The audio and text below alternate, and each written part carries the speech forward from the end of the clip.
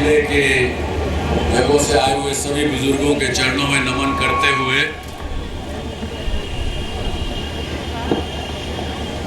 आज आप सब लोग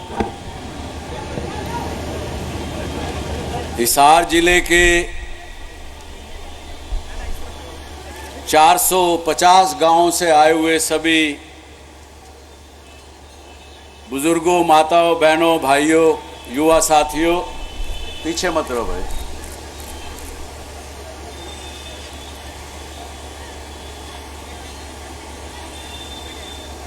इतना विशाल जनसमूह देखकर,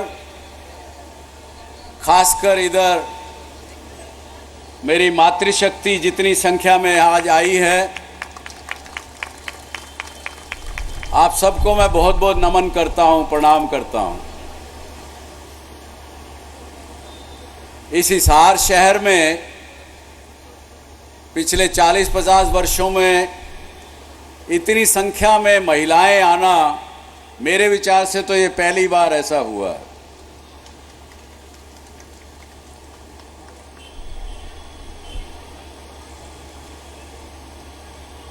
पहले क्योंकि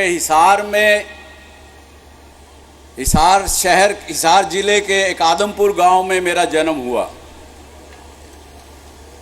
तो स्वाभाविक है आदमपुर, सदलपुर से लोग ज़्यादा आए ही होंगे। आज हिसार आता था क्योंकि पिताजी माताजी यहीं रहते थे। अपने कुछ स्कूल के दोस्तों से, बचपन के दोस्तों से मिलके, अपने परिवार में मिलके चला जाता था। लेकिन जब सितंबर 2014 में विधानसभा का चुनाव आया, उस समय में मुझे जब आदेश मिला कि ये हिसार का चुनाव मैं इसी प्रकार से लड़ूं जैसे कि मेरा खुद का चुनाव है, डॉक्टर कमल गुप्ता का चुनाव नहीं है। उस दौरान में जब मैं आप लोगों के बीच में आया, जगह जगह आप लोगों से मिलने के लिए, आपके मोहल्लों में, गलियों में, हिसार के सभी तरह के लोगों से मिला, उस समय सुभाष चंद्रा की पहचान एक इंडस्ट्रियलिस्ट की थी। हाँ भाई, जी टीवी वाला सुभाष चंद्रा हमारे हिसार का है। इतनी बात लोगों के अंदर थी, लेकिन मेन पहचान यही थी कि भाई ये नंदकिशोर जी गोयनका का बेटा सुभाष आया है हिसार शहर में मत मांगने के लिए, वोट मांगने के लिए। तो इसलिए मत देना है क्योंकि हमें पता है कि नंदकिशोर जी गोयनका समाज सेवी, समाज का काम करते हैं, लोगों का काम करते हैं, निस्वार्थ काम करते हैं। इसलिए हो सकता है ये लड़का भी, ये आदमी भी शायद हमारे ठीक काम कर सके। इसलिए लोगों ने, आपने सबने बहुमत से डॉक्टर कमल गुप्ता को जिताया। आज इतनी बड़ी संख्या में आप लोग मेरे साथ यहाँ हैं, तो एक बार फिर मैं पुनः आपका एक बार बहुत बहुत आभार व्यक्त करता हूँ।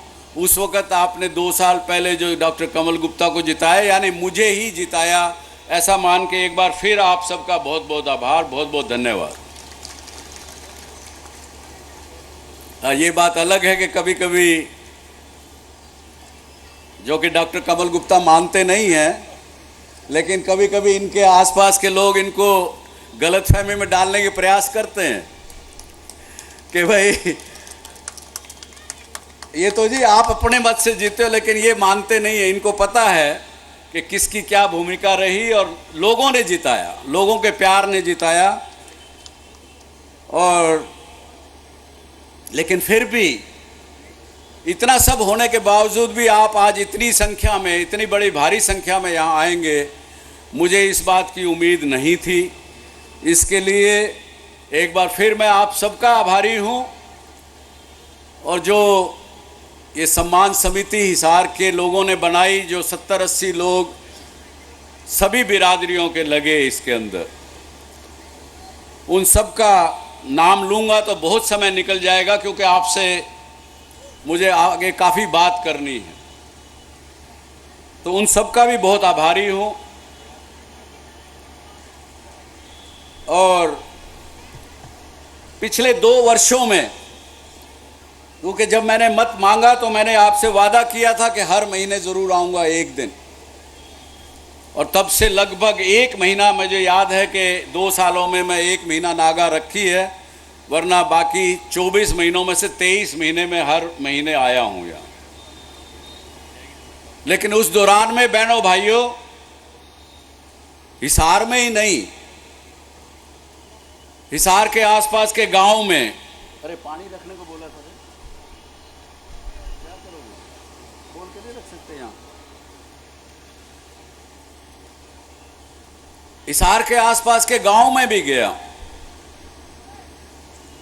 और जो स्थिति मुझे देखने को मिली हिसार शहर की, मुझे लगता है कि ये हम अपनी जून पूरी कर रहे हैं, जी नहीं रहे। पानी की क्वालिटी हिसार में सबसे खराब। मैंने चुनाव के समय यहाँ पे अभी डॉक्टर बंधु आए थे मेरा स्वागत करने के लिए। विधानसभा के चुनाव के समय में पूरे डॉक्टर कम्युनिटी से मिलने का संपर्क समय मिला, तो कम से कम हिसार के अंदर 1000 डॉक्टर तो होंगे। डॉक्टर साहब, हिसार में 1000 डॉक्टर हैं कि ज़्यादा? कह रहे 1000 डॉक्टर तो हैं, जो कि 25-30 साल पहले शायद 100-200 होंगे। क्यों बढ़ गए भाई इतने डॉक्टर? क्योंकि हिसार में बीमारी ज़्यादा बढ़ने लग गई। और बीमारी क्यों बढ़ने लग गई? पानी पीने का ठीक नहीं, सीवेज का साधन ठीक नहीं, पीने का पानी और सीवेज का पानी दोनों मिलते हैं, कोई सैनिटेशन की सुविधा नहीं। जहां आप चले जाओ शहर में, सब जगह कूड़ा खाना, सब कचरा भरा पड़ा। गौएं, पशु, आवारा पशु उनको खा रहे हैं, और शाम को उस गायों का मालिक उसी का दूध निकाल करके आपके बच्चों को पिला रहा है। वो बच्चे क्या बीमार नहीं होंगे तो क्या होंगे? डॉक्टरों की संख्या तो और बढ़ जाएगी अगर इसी प्रकार से चलता रहा इन शहरों में और हमारे गांवों में। इस प्रकार की जो स्थिति है, गांव में जाके देखो, हमारे आसपास गांव में बहनें बोलेंगी नहीं, आप में शांति बहुत है। अगर वहाँ देखेंगे तो गांव में पानी रुका पड़ा है, मच्छर कर रहे हैं, सब कुछ बीमारी, वहाँ से पानी की निकासी नहीं है गांव में से। तो जिस प्रकार की भयावह स्थिति जगह जगह देखने को मिली, और उसके विषय में ऐसा नहीं कि मैंने भी प्रयास किए, हरियाणा सरकार ने ये नहीं कि नहीं सुना, आपके एमएलए साहब भी प्रयास करते रहे, सुना सबने। लेकिन मुझे ऐसे लगा 1.5 साल बाद कि भैया जब तक इस यहाँ पे कोई ना कोई पूंछड़ी नहीं हाथ में आएगी ना, तब तक ये सुनने वाला नहीं है कोई।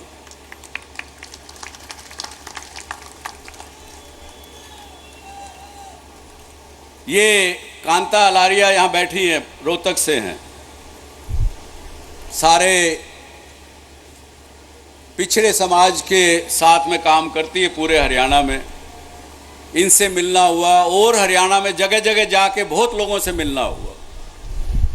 तो जहाँ देखो वहाँ पर ऐसा समझ में आया कि जैसे कि एडमिनिस्ट्रेशन नाम की चीज़ हरियाणा में पिछले 25-30 वर्षों में ख़त्म हो चुकी। आज का ही विषय ले लो, आपके सामने मैं कहना चाहता हूं आपको बहनों भाइयों, आप सबकी जानकारी से ये मैं कहना चाहता हूं, यहाँ के प्रशासन को, हिसार जिले के प्रशासन को भैया आज के बाद या तो अपनी यहां से बदली करवा लो, चले जाओ हिसार छोड़ करके, नहीं तो हिसार की जनता का, हिसार के गांवों के लोगों का काम करो, उनकी सेवा करो, तो ही यहां रह सकोगे, नहीं तो यहां नहीं रह सकोगे।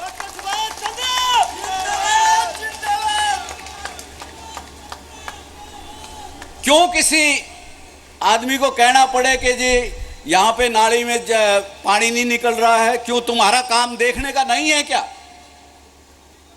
क्यों किसी को कहना पड़े कि अस्पताल के अंदर गरीब आदमी जाता है, उसको वहां पे सोनोग्राफी करनी है, तो बोला नहीं यहां नहीं होगी, बोला जिंदल अस्पताल में चले जाओ। जब तुम्हारे पास सारे साधन है, मशीन ठीक नहीं हो रही है, तो जनता को क्यों कहना पड़े? आप अपने आप ठीक करवाइए उसको। किसी से पूछो, आज सवेरे मेरे को एसडीएम यहाँ के मिले, वो कहने लगे जी युवाओं के लिए अपने हॉकी का बड़ा बढ़िया ग्राउंड तो बना दिया, सिंथेटिक, उसके अंदर घास भी लगवा दी, 1.5 करोड़ रुपया खर्चा किया, लेकिन पानी का साधन नहीं है अभी तक। 20 लाख रुपए की फाइल पता नहीं डीसी के पास पड़ी है कि कहाँ पड़ी है, और डीसी साहब की तो ये हालत है, बोले छुट्टी पे बैठे हैं। क्यों भाई छुट्टी क्यों हो गई? बोले पथरी हो रही है जी, बीमार हो रहे हैं। उनको ये समझाना चाहता हूं मैं, बीमारी तुम्हारी पथरी ये जनता निकाल देगी, ठीक से काम करो। ये आपके तरफ से मैं पहला सबसे वादा बनाता हूं। हालांकि मेरे साथी और खास करके हमारी सरकार के लोग जो है ना, आज की जो भारतीय जनता पार्टी हमारी जो है, उसका एक बड़ा डिसिप्लिन काम है। किसी को इंस्ट्रक्शन नहीं देते, उनको प्रार्थना करते हैं। और मैं मुख्यमंत्री जी को कहता हूं, मगर ये प्रार्थना वाली बात तो जानते ही नहीं यहाँ के अफसर, उनको तो आदत पड़ी हुई है 40 साल से, भाई ये काम करके दे। अब वो बेचारे प्रार्थना करते, बड़े अच्छे आदमी। हरियाणा सरकार के काम जो किए वो ही मैं बताऊंगा अभी आपको 2 मिनट में।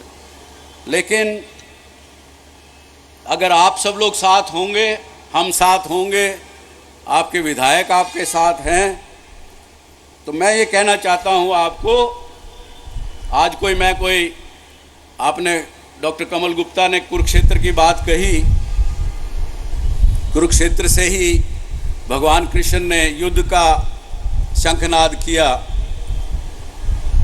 धर्म की विजय अधर्म पे हुई। तो मैं कोई आज कृष्ण का संदेश देने नहीं आया, आपको कोई भाषण देने नहीं आया, लेकिन मैं ज़रूर ये कहना चाहता हूँ कि अगर आप कृष्ण बनने के लिए तैयार हो भाइयों बहनों, तो मैं आपका सारथी बनने के लिए तैयार हूँ।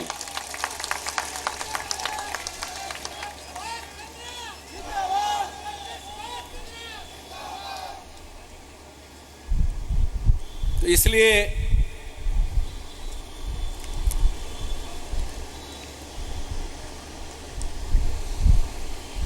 मैं ये कहूँगा कि संदेश नहीं मैं कृष्ण का देने आया हूँ, संदेश नहीं मैं कृष्ण का देने आया हूँ, हर व्यक्ति को कृष्ण बनाने आया हूँ।